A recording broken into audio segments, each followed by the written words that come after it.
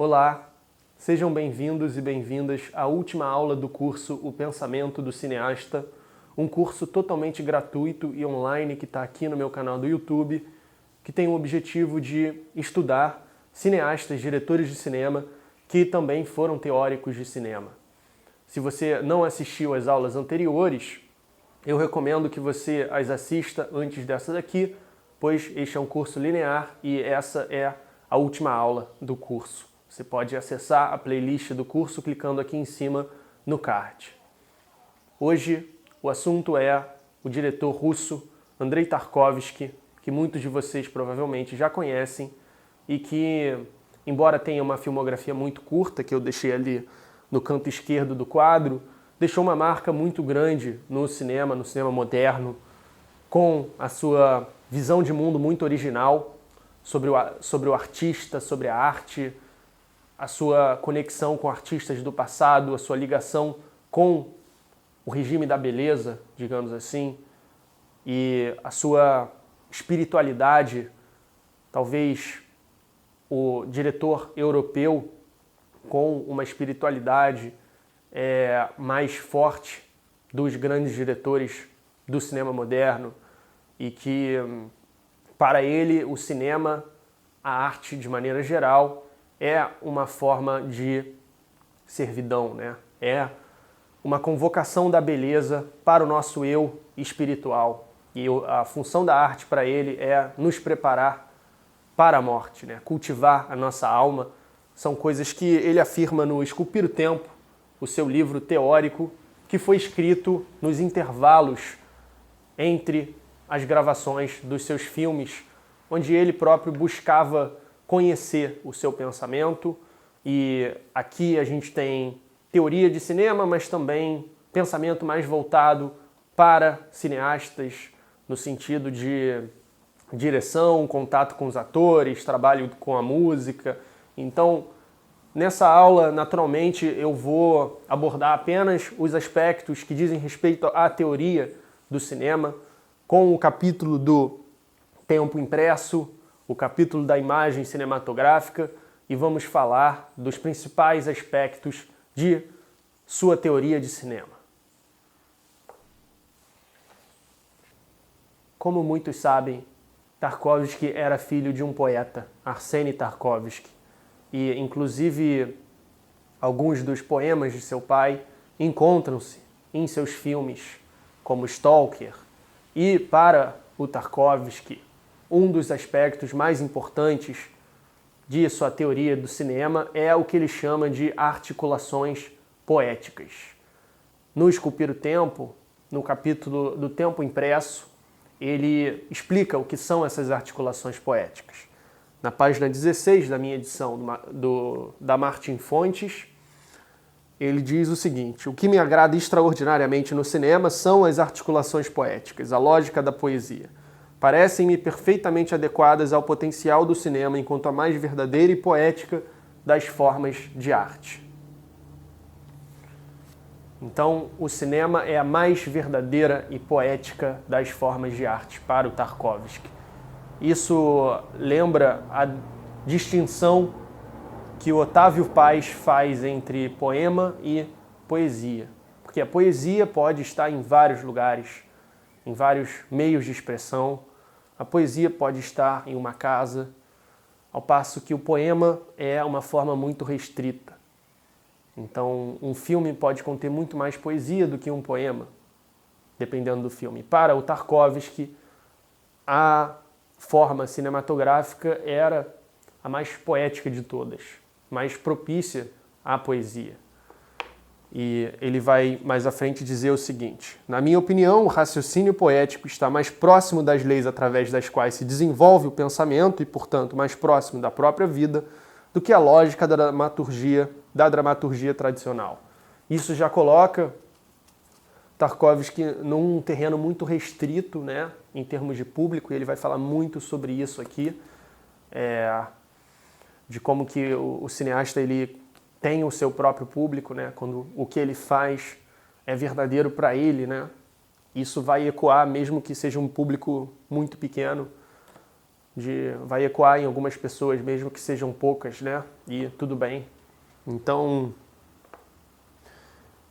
no filme O Espelho, a gente tem as articulações poéticas sendo exploradas ao máximo, assim. É um filme de poesia pura, né? Não tem uma dramaturgia convencional.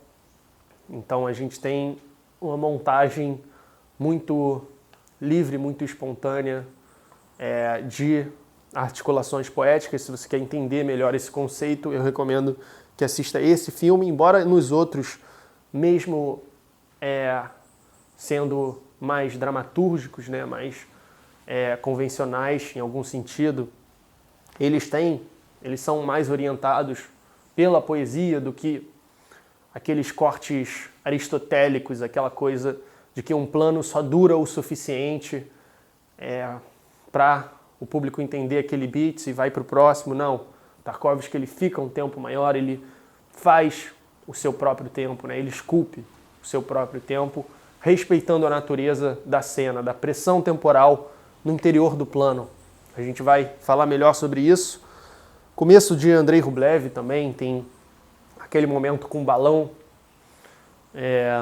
que o homem tenta voar, né, na era medieval, e aí o balão cai, e aí corta para um cavalo. Isso é o que ele chama de articulação poética. Então, o tempo, o ritmo são fundamentais, e nesse capítulo do Tempo Impresso ele vai falar o que muitos teóricos já falavam sobre o cinema, de ser essa arte que consegue imprimir o tempo, né? Imprimir em forma de evento concreto o que aconteceu na frente da câmera, com máxima objetividade, a objetividade de uma máquina, né, da câmera. Então, isso é algo que nenhuma outra arte já foi capaz de fazer. Se você lembrar da nossa primeira aula, os críticos e teóricos franceses do começo do século XX já especulavam, já escreviam sobre isso. Tem aquela hierarquia das artes do Canudo, em que o cinema era como que o suprassumo de um processo teleológico ao longo da história, né? Como se fosse o resultado do que cada uma das artes específicas teve a contribuir. Mas o Tarkovsky vai falar uma coisa diferente a esse respeito, no sentido de que o cinema não pode ser só uma amálgama das outras artes. Pela primeira vez na história das artes, na história da cultura, o homem descobriu um modo de registrar uma impressão do tempo. Surgia simultaneamente a possibilidade de reproduzir na tela este tempo e de fazê-lo quantas vezes se desejasse, de repeti-lo e retornar a ele. Conquistara-se uma matriz do tempo real. Tendo sido registrado, o tempo agora podia ser conservado em caixas metálicas por muito tempo, teoricamente para sempre. Mais à frente, na forma de que o cinema imprime o tempo, digamos que na forma de evento concreto.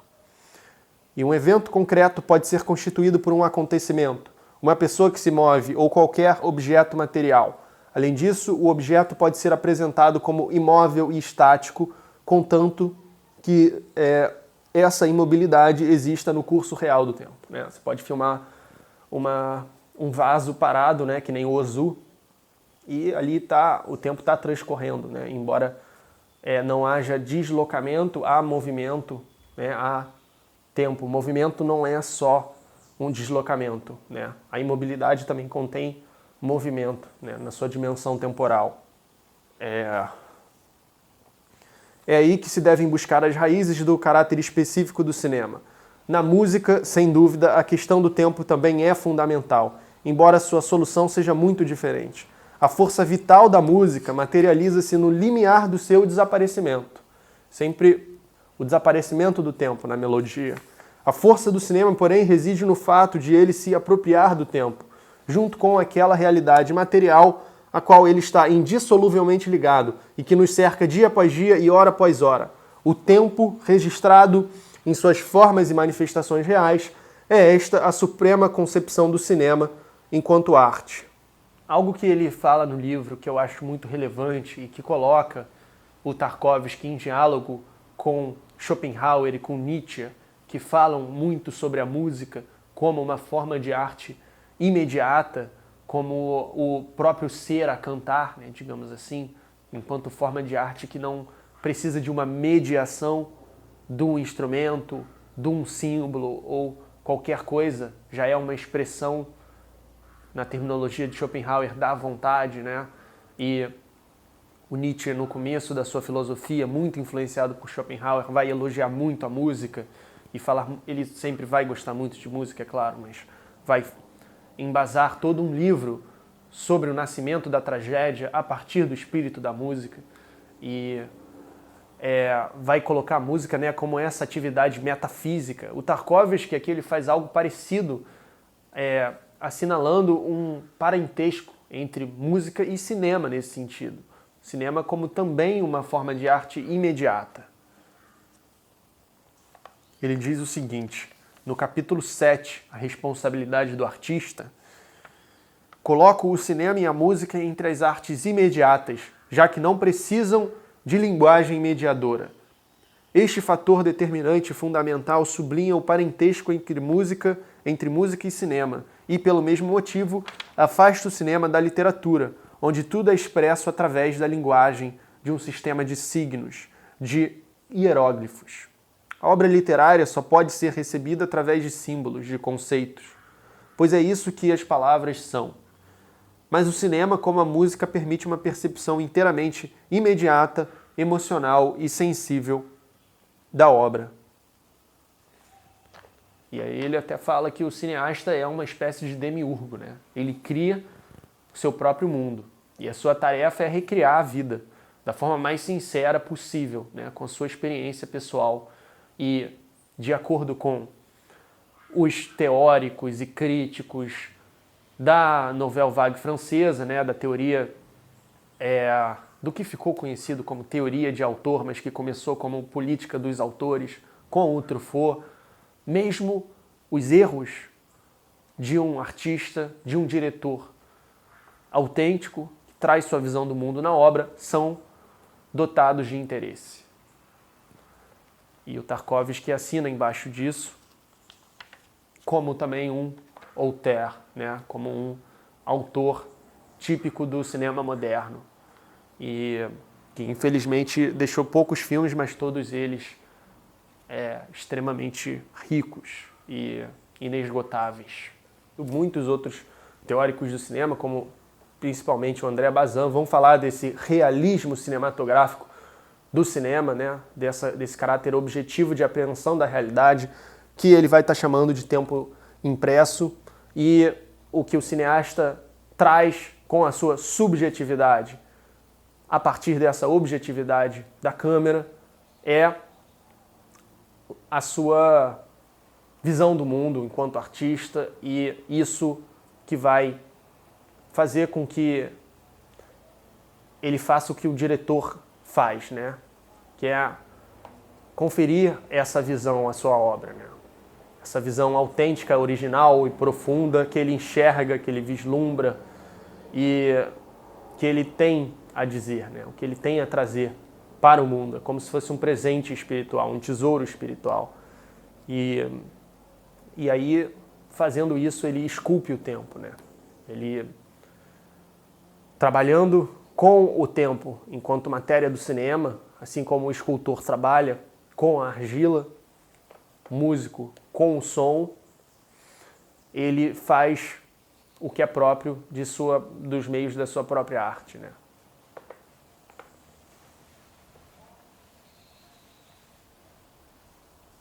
Se o cinema é uma arte, não pode ser simplesmente uma amálgama dos princípios de outras formas de arte contíguas.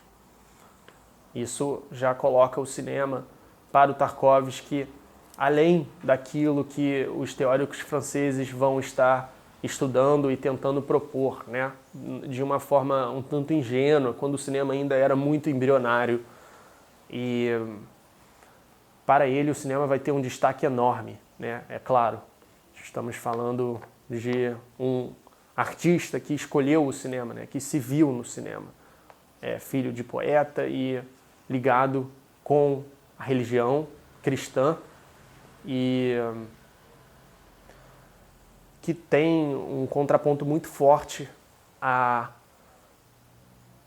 laicidade, à impotência espiritual do homem moderno, que ele vai criticar bastante no Esculpir o Tempo e em seus filmes, principalmente nos últimos dois, né, que são muito diretamente sobre isso, nostalgia e o sacrifício.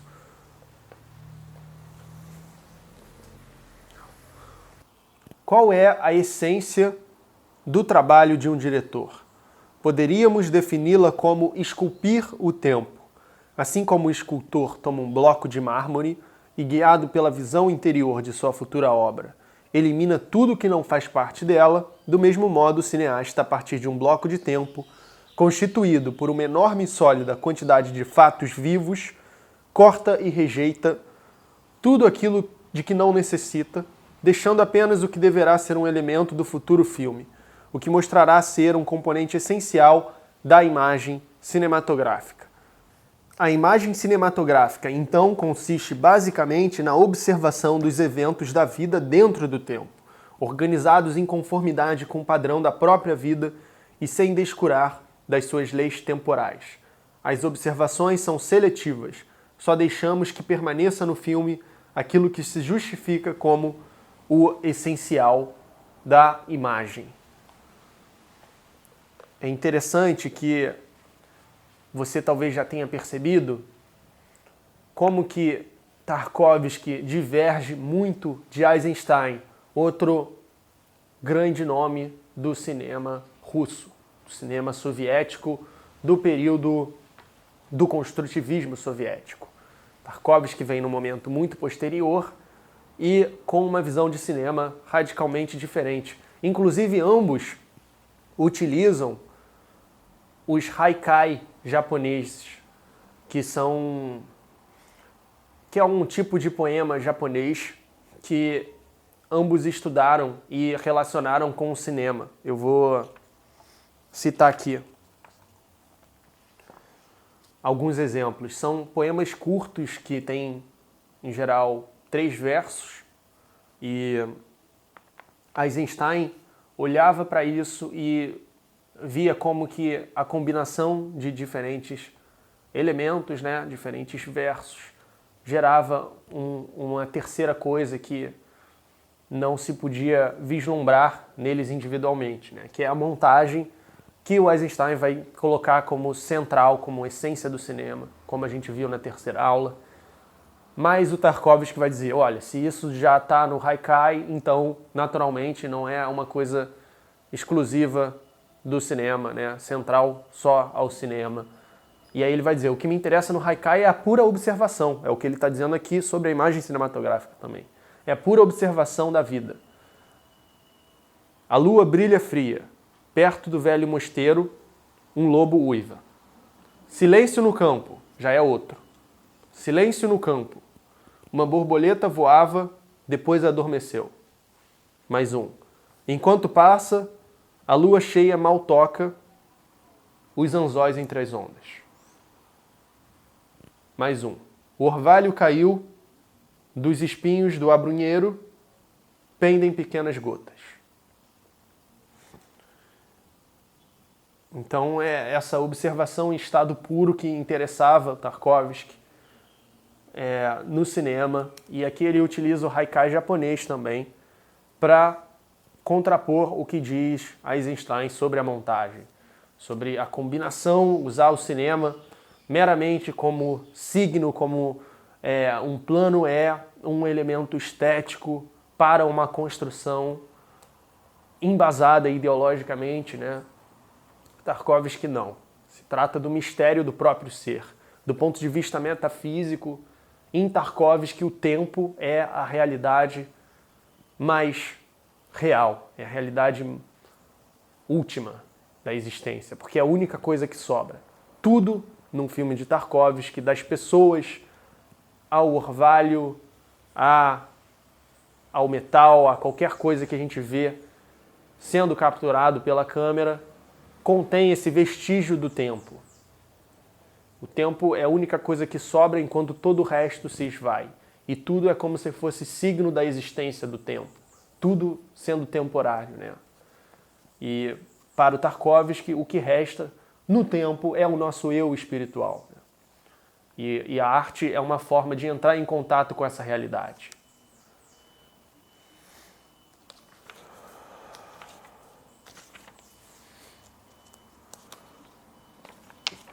Vamos ler a crítica que ele faz ao Eisenstein. Oponho-me radicalmente ao modo como Eisenstein utilizava o fotograma para codificar fórmulas intelectuais. Meu modo pessoal de comunicar experiências ao espectador é muito diferente. Sem dúvida, é preciso dizer que Eisenstein não tensionava comunicar sua própria experiência a ninguém. O que ele queria era apresentar ideias, pura e simplesmente. Entretanto, para mim, esse tipo de cinema é totalmente estranho. Além disso, as regras de montagem de Eisenstein, a meu ver, contradizem os próprios fundamentos do processo único através do qual um filme atinge o espectador. São regras que privam o público daquela prerrogativa do cinema que diferencia seu impacto na consciência do espectador, daquele provocado pela literatura ou pela filosofia, isto é, a oportunidade de vivenciar o que está ocorrendo na tela como se fosse sua própria vida e de apropriar-se como se ela fosse sua experiência impressa no tempo e mostrada na tela, relacionando sua própria vida com o que está sendo projetado. Eisenstein transforma o pensamento em um déspota, não deixa nada no ar, nada daquela intangibilidade silenciosa que talvez seja a qualidade mais fascinante de qualquer arte e que permite que o indivíduo se relacione com um filme. Mas então, como que o Tarkovsky olhava para a montagem? Já que ele diverge tão radicalmente de Eisenstein, como que ele concebia a montagem do filme, que para Eisenstein era central? Ele vai dizer: o tempo impresso no fotograma é quem dita o critério da montagem. E as peças que não se montam, que não podem ser coladas adequadamente, são aquelas em que está registrada uma espécie radicalmente diferente de tempo. Não se pode, por exemplo, colocar juntos o tempo real e o tempo conceitual, da mesma maneira como é impossível encaixar tubos de água de diferentes diâmetros. A consistência do tempo que corre através do plano, sua intensidade ou densidade, pode ser chamada de pressão do tempo. Assim, então, a montagem pode ser vista como a união de peças feitas com base na pressão do tempo existente em seu interior. Então, existe uma pressão pertencente ao interior do próprio plano que deve ser respeitada, e essa pressão vai ditar o critério da montagem da sequência, da cena inteira. E isso pode ser muito bem observado na abertura do Solaris. Eu tenho um vídeo aqui no canal analisando essa abertura e eu falo exatamente sobre isso, sobre essa pressão temporal que vai ditar o ritmo da cena e a montagem. É como se um corte não tivesse uma importância tão grande, fosse uma continuidade desse ritmo, uma continuidade dessa pressão, dessa densidade temporal que está viva no interior do plano. Né? Se no Eisenstein o corte era tudo, aqui no Tarkovsky é quase nada. Ele não chama atenção para si, ele respeita o ritmo da duração, do próprio interior da cena. Vejo então que minha tarefa profissional é criar o meu fluxo de tempo pessoal e transmitir na tomada a percepção que tenho do seu movimento, do movimento arrastado e sonolento ao rápido e tempestuoso, que cada pessoa sentirá a seu modo. Juntar, fazer a montagem é algo que perturba a passagem do tempo, interrompe-a e simultaneamente dá-lhe algo de novo. A distorção do tempo pode ser uma maneira de lhe dar expressão rítmica. Esculpir o tempo. Aqui no meu canal do YouTube tem muito conteúdo sobre o Tarkovsky, tem uma conversa de um cineclube sobre a sua filmografia inteira. Se você quiser conhecer melhor da filmografia, esse vídeo presente não se trata exatamente disso, né? Sim da sua teoria, do seu pensamento. Se você quiser conhecer melhor da filmografia, assista essa conversa. Está aqui nos comentários. assim como vídeos analisando filmes específicos, como o Solaris e o Sacrifício. Fora uma análise da abertura do Solaris, que eu acho que é muito boa para entender o conceito de articulação poética. Então, fique à vontade para abrir aqui a descrição e acessar isso. Estão todos na descrição.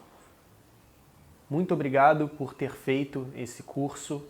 Se tiver qualquer dúvida ou comentário que queira deixar registrado, fique à vontade para escrever aqui embaixo no campo dos comentários. Aproveite para divulgar o curso e mergulhar nas obras citadas e estudadas ao longo dessas 8 aulas, tanto as obras cinematográficas quanto as obras literárias e teóricas que nós analisamos aqui. E para concluir, eu vou ler uma última citação do Esculpir o Tempo, que tem um diálogo muito direto com os nossos propósitos aqui nesse curso do pensamento do cineasta. Só em presença de sua visão pessoal, quando ele se torna uma espécie de filósofo, é que o diretor emerge como artista e o cinema como arte. Muito obrigado, até a próxima.